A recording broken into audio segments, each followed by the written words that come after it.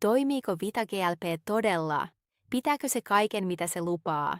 Hei, olen Sofia, ja tässä videossa saat tietää kaiken, mitä sinun tarvitsee tietää VitaGLPstä. Onko sitä todella kannattavaa kokeilla vuonna 2026? Ja ennen kaikkea, voiko se auttaa juuri sinun tilanteessasi? Katso siis loppuun asti, tämä video auttaa sinua tekemään varmemman päätöksen ennen kuin ostat VitaGLPn. Ja sanon jo nyt yhden asian. Sitä myydään vain virallisella verkkosivustolla. Kaikkialla muualla tuote voi olla väärennös. Olen nähnyt paljon mainoksia internetissä, joten ole varovainen. Jätän linkin viralliselle sivustolle kuvaukseen. Valmistajan mukaan VitaGLP lupaa tukea aineenvaihduntaa, auttaa ruokahalun hallinnassa ja edistää tasaisempaa energiatasoa päivän aikana. Mutta toimiiko se todella? Rehellisin vastaus on, se riippuu tarpeistasi. Sinun täytyy ymmärtää, että tämän tyyppinen ravintolisä ei ole ihme, mutta se voi olla hyvä tuki osana hyvin järjestettyä arkea.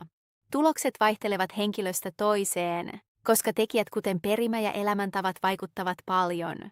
Esimerkiksi se toimii yleensä paremmin ihmisille, joilla on jo melko hallittu ruokavalio, kalorivaje tai jotka ovat vasta alkamassa säätää sitä, mutta joilla on silti vaikeuksia hallita ruokahalua päivän aikana, kokevat voimakasta syömishalua ja haluavat luonnollista tukea tähän prosessiin, jotta ruokavaliossa pysyminen olisi helpompaa.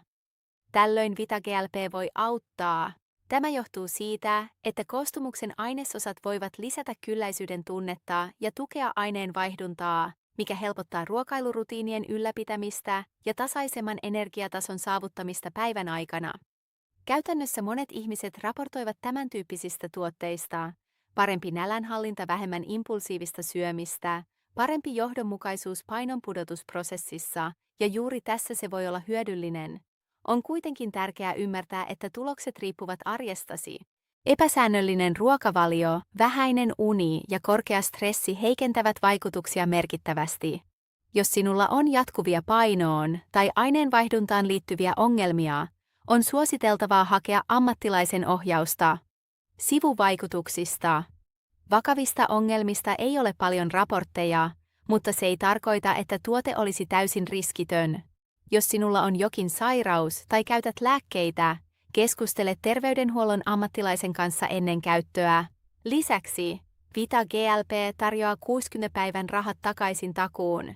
Jos se ei toimi sinulle, voit pyytää hyvitystä tämän ajan kuluessa. Huomio! Tämä koskee vain viralliselta verkkosivustolta tehtyjä ostoksia. Linkki löytyy videon kuvauksesta. Vältä epävirallisia sivustoja, valitettavasti verkossa liikkuu väärennettyjä tuotteita. Onko se siis sen arvoista? Jos etsit kevyttä tukea ruokahalun hallintaan ja johdonmukaisuutta painonpudotusrutiiniisi, sitä voi hyvin kokeilla ja katsoa, että miten se toimii sinulla.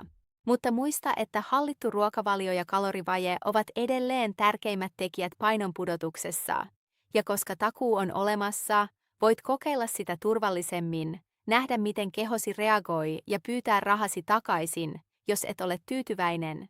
Mutta jos odotat jotain erittäin voimakasta tai nopeita tuloksia ilman vaivaa, se ei välttämättä ole paras valinta sinulle. Toivottavasti autoin sinua tekemään tietoisemman päätöksen VitaGLPstä. Nähdään seuraavassa videossa.